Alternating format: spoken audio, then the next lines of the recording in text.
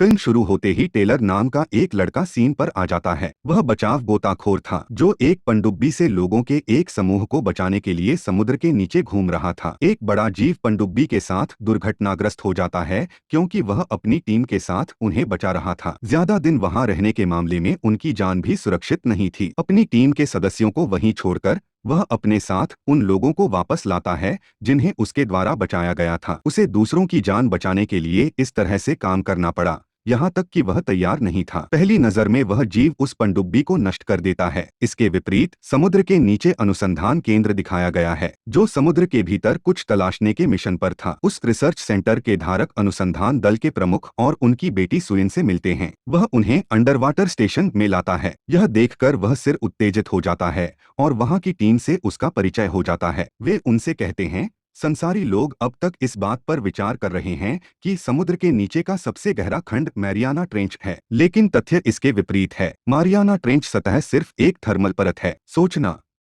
उस तापीय परत के नीचे क्या मौजूद होगा। उस तापीय परत की निचली सतह पूरी तरह से आबाद हो सकती है। नेता ने इसका पता लगाने के लिए एक पानी के नीचे का वाहन भेजा था जिसमें 3 खोजकर्ता थे। अंत में वे मारियाना ट्रेंच पहुंच जाते हैं। उस पानी के नीचे के वाहन को एक लड़की बहला रही थी। उसकी टीम का सदस्य उससे कहता है, मारियाना ट्रेंच की सतह से नीचे जाने का समय आ गया है। वह उसे इससे दूर जाने के लिए कहता है और वह पानी के नीचे के वाहन को मारियाना ट्रेंच की सतह के नीचे बहा देती है। जब वह थर्मल परत को पार करती है तो वह चकित रह जाती है कि वास्तव में एक मौजूदा दुनिया थी। अनोखे जीवों के साथ साथ कई मछलियां भी थीं। वे न केवल हैरान हैं बल्कि उत्साहित भी हैं क्योंकि वे पहले थे जिन्होंने मारियाना ट्रेंच की तुलना में गहरे खंड की खोज की थी। अब उनके अंडरवाटर वाहन के साथ एक अजीब चीज दुर्घटनाग्रस्त हो जाती है। वह लड़की रिसर्च सेंटर से संपर्क करने की कोशिश करती है लेकिन कनेक्शन काट दिया गया है। केंद्र घोषणाकर्ताओं के धारक, उन्हें हमारी सहायता की आवश्यकता है। हमें किसी को उनकी सुरक्षा के लिए समुद्र के नीचे भेजना है। वह बताते हैं, सिर्फ टेलर ही ऐसा शख्स है जो हमारी टीम में अब तक वहां पहुंच सकता था। वह उसे बुलाने के लिए कहता है लेकिन टीम का एक सदस्य कहता है, नहीं, हम टेलर पर कैसे भरोसा कर सकते हैं। उसने हाल ही में पनडुब्बी में मरने वाले कुछ लोगों को छोड़ दिया था। लेकिन उनका सिर कहता है, टेलर के अलावा कौन हमारी मदद कर सकता है, तो हमें उसे बुलाना होगा। अब दिखाया गया है अब वह अपनी सेवाओं से बर्खास्त होने के बाद थाईलैंड में रह रहा था। अब केंद्र के धारक और नेता उसे वापस लेने के लिए थाईलैंड चले जाते हैं। वे उससे कहते हैं, हमें आपको रिसर्च सेंटर में नियुक्त करने की आवश्यकता है। लेकिन टेलर ने मना कर दिया। वे उससे यह कहते हुए अनुरोध करते हैं, बस मानवता के लिए वापस आ जाओ। दूसरी ओर ऐसा प्रतीत होता है उस मुखिया की बेटी को टेलर पर कोई भरोसा नहीं था। अपनी पनडुब्बी लेकर वह वहां से चली जाती है। अब वह मुखिया और केंद्र का धारक टेलर को अनुसंधान केंद्र में ले आता है। मुखिया जानता है कि उसकी बेटी पनडुब्बी में अकेले ही रवाना हुई है। तब टेलर को एक बेहद खास पनडुब्बी की पेशकश की जाती है। सुइन की बेटी है। जब वह पनडुब्बी में वहां जाता है, वह विनती करती है,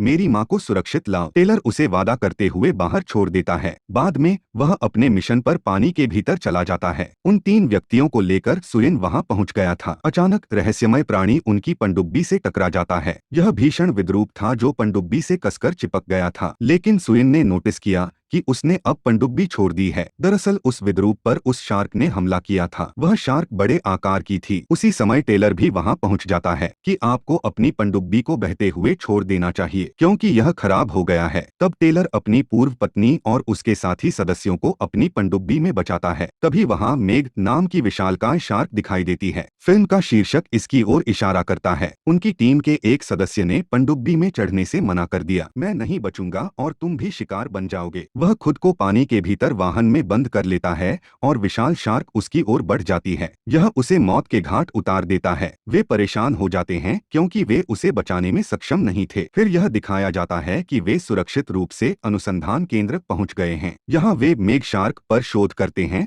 और पता चलता है कि यह 1 सदी पहले मारा गया है। लेकिन उनमें से कुछ मारियाना ट्रेंच के नीचे जीवित थे। यह इतना बड़ा है कि यह एक बार में 3 शार्क खा सकता है। अब वे सोच रहे थे कि इस पर शोध करना कोई बच्चों का खेल नहीं है, क्योंकि यह बहुत ही खतरनाक है। यह दिखाया गया है कि सुयेन की बेटी पानी के नीचे के स्टेशन में जाती है, जहां समुद्र का नजारा साफ नजर आ रहा था। वह वहां है कि मेघ शार्क तुरंत वहां दिखाई देती है। यह उस पर हमला करने की कोशिश करता है। यह अंडर वाटर स्टेशन के बुलेट प्रूफ ग्लास पर काटता है। वह शीशा टूटता नहीं है, बल्कि उसके काटने का निशान वहीं रह जाता है। सभी उस छोटी बच्ची की चीख पुकार सुनने के लिए वहां आते हैं। छोटी शार्क भी वहां आती है और उन्हें लगता है कि छोटी बच्ची इसे देखकर डर गई है। तभी मेघ शार्क भी वहां पहुंचती है और वह उस छोटी शार्क को चुभते हुए निगल जाती है। मारियाना ट्रेंच अपनी तापीय परत के खुलने के साथ ऊपर की ओर खिसक गई है। एक खतरा था कि मेघ शार्क उन पर हमला कर सकती है। तभी उन्हें सूचना मिलती है कि कुछ ही दूरी पर कुछ नावों पर हमला हुआ है। वे इसे देखने जाते हैं। वे गवाह हैं कि मेघ शार्क ने एक नाव पर नहीं बल्कि 3 नावों पर हमला किया था। रिसर्च सेंटर के नेता बोले, जल्द कार्रवाई करनी होगी, नहीं तो यह हमें भी खत्म कर देगा। फिर वे इसे शांत करते हुए मेघ शार्क को घेरने का फैसला करते हैं। लेकिन टेलर स्पष्ट करता है,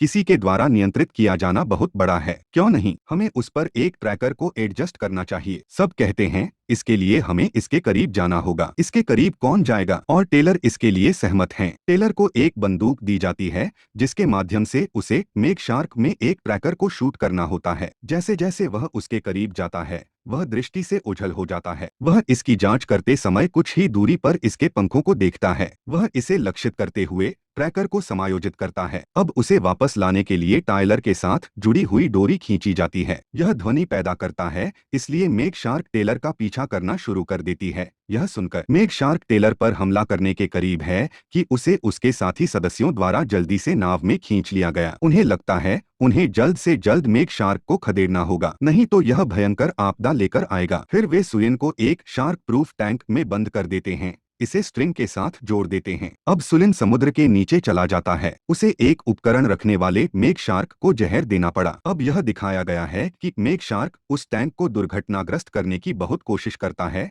लेकिन कोई फायदा नहीं हुआ। दुर्भाग्य से वह तार टूट गया है और मेघ शार्क उस टैंक को अपने मुंह में दबा लेती है। टेलर भी समुद्र में गोता लगाता है और उस शार्क प्रूफ टैंक से सुयेन को सुरक्षित करता है। टीम के बाकी सदस्य मांस के टुकड़े को समुद्र में फेंक रहे थे ताकि मेघ शार्क उनकी ओर बढ़ सके। जैसे ही मेघ शार्क मांस के उन टुकड़ों की ओर बढ़ता है, टेलर और सुयेन मौका पाकर समुद्र की सतह पर जाने लगते हैं। उन्हें देखते हुए मेघ शार्क उन पर हमला करना शुरू कर देती है। सौभाग्य से वे सुरक्षित हैं और सुयेन ने अपने मुंह में जहर का इंजेक्शन लगाया है। नतीजतन इसके मुंह में घुसे जहर के कारण यह मर जाता है। फिर टेलर और सुयेन को भी समुद्र से बाहर निकाला जाता है। अब मृत मेघ शार्क को भी समुद्र से बाहर लाया गया था। सभी उत्साहित थे क्योंकि उन्होंने मेघ शार्क को समाप्त कर दिया है। अब वे मान रहे थे कि ऐसा कोई प्राणी नहीं है जो उन्हें नुकसान पहुंचा सके। उनका एक सदस्य समुद्र के पानी में था और अपना उत्साह दिखा रहा था। एक और विशाल मेघ शार्क वहां प्रकट होता है और उस आदमी को निगल जाता है। अब यह मृत मेघ शार्क की ओर भी बढ़ रहा था। उनका जहाज दोनों शार्क के साथ अपना संतुलन खो देता है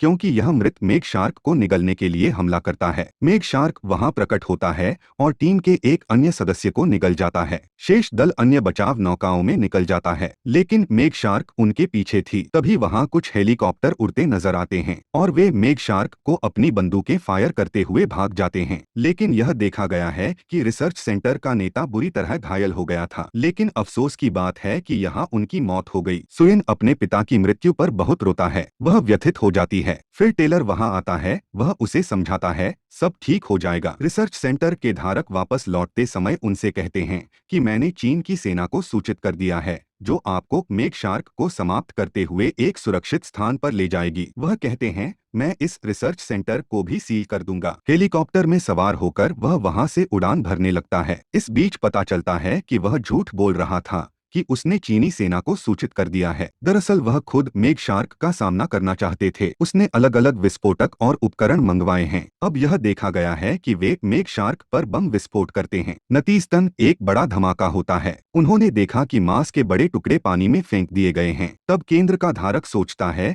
कि उसने मेघ शार्क को समाप्त कर दिया है। फिर वह नाव में टीम के अन्य सदस्यों से पूछता है, बस जाओ और जांचें कि क्या यह वास्तव में मेघ शार्क है। इसके पास जाकर उन्हें पता चलता है कि यह मेघ शार्क नहीं बल्कि एक विशालकाय व्हेल थी। वह गलती से नाव से पानी में गिर जाता है। मेघ शार्क भी थी। वह खुद को सुरक्षित करने के लिए मृत व्हेल के पास जाता है, लेकिन मेघ शार्क वहां आकर उसका शिकार कर लेता है और वह मर जाता है। अब रेस्क्यू टीम जानती है केंद्र का मालिक झूठ बोल रहा था, कोई हमें बचाने नहीं आएगा। टेलर कहते हैं हमें मिलकर मेघ शार्क को मारना होगा। अब वे एक समुद्र तट के बारे में मानचित्र पर जांच करते हैं। बहुत से लोग अपनी छुट्टी बिताने के लिए वहां जाते हैं। ट्रैकर से पता चलता है कि मेघ शार्क भी आसपास है। वे भविष्यवाणी करते हैं मेघ शार्क उन्हें बड़ी संख्या में देखकर निश्चित रूप से उन पर हमला करेगा। मेघ शार्क के हमले को रोकने के लिए वे उस समुद्र तट पर चले जाते हैं, लेकिन उनके पहुंचने से पहले ही मेघ शार्क वहां दिखाई दे चुकी थी। यह समुद्र तट पर बड़ी संख्या में लोगों को देखकर उन पर हमला करता है और यह उन्हें निगलना शुरू कर देता है। इसी बीच टेलर भी अपनी नाव में सवार होकर वहां पहुंच जाता है। योजना के तहत वे पानी में व्हेल कॉल का उपयोग करते हैं। मेघ शार्क का ध्यान यह सोचकर हटा दिया जाता है कि कोई व्हेल है, इसलिए यह शिकार करने के लिए वहां जाता है। दूसरी ओर टेलर और सुलिन इसके आने की इसी प्रतीक्षा में थे। मेघ शार्क उनके करीब थी, इसलिए वे अपने पानी के नीचे के वाहन को कुछ ही दूरी पर ले गए। उनके पानी के नीचे के वाहनों में एक रॉकेट ग्रेनेड भी था, जिसके जरिए वे उस पर हमला कर सकते थे। अब देखने में आया है कि उनके पीछे मेघ शार्क भी है और यह उस पानी के नीचे के वाहन को दुर्घटनाग्रस्त कर देता है, जिससे उसका बटन क्षतिग्रस्त हो जाता है। अब मेघ शार्क पानी के नीचे के वाहन पर लगातार वार कर रही थी, लेकिन टायलर अपनी बुद्धि का उपयोग करता है और वह मेघ शार्क के पास मुड़ते समय पानी के नीचे के वाहन से गुजरता है कि उसकी नुकीली धातु मेघ शार्क के किनारे के हिस्से को फाड़ते हुए गुजरती है। अब मेघ शार्क बुरी तरह जख्मी हो चुकी थी और खून भी बहुत ज्यादा बह रहा था, लेकिन यह फिर से पानी के नीचे के वाहन के जीवित होने के बाद आता है। लगातार हमला करते हुए इसे खराब करना शुरू कर देता है। अब टेलर पानी के भीतर वाहन छोड़ देता है, लेकिन मेघ शार्क अभी भी उस पर हमला करने जा रहा था। टेलर मेघ शार्क की आंख में एक नुकीली वस्तु चुभता है, उसे पानी के नीचे के वाहन से हटाता है तो इसकी दृष्टि खो जाती है। यह पानी के भीतर वाहन से किसी नुकीली चीज को हटाकर तड़पने लगती है और इसका लगातार खून बहना कई छोटी छोटी शार्क को अपनी ओर आकर्षित करता है। वे वहां आते ही उसे खाने लगते हैं। अंत में वे मेघ शार्क की एक बड़ी संख्या होने का अंत करते हैं और यह समाप्त हो जाता है। अब सुलिन ने टेलर को बचाया और दोनों सतह पर आ गए। उनके साथ सुलिन की बेटी भी थी। उनमें से 3 इस विचार से संतुष्ट हैं कि उन्होंने मेघ शार्क को समाप्त कर दिया है और इसके साथ ही फिल्म पूरी भी हो जाती है। देखने के लिए धन्यवाद।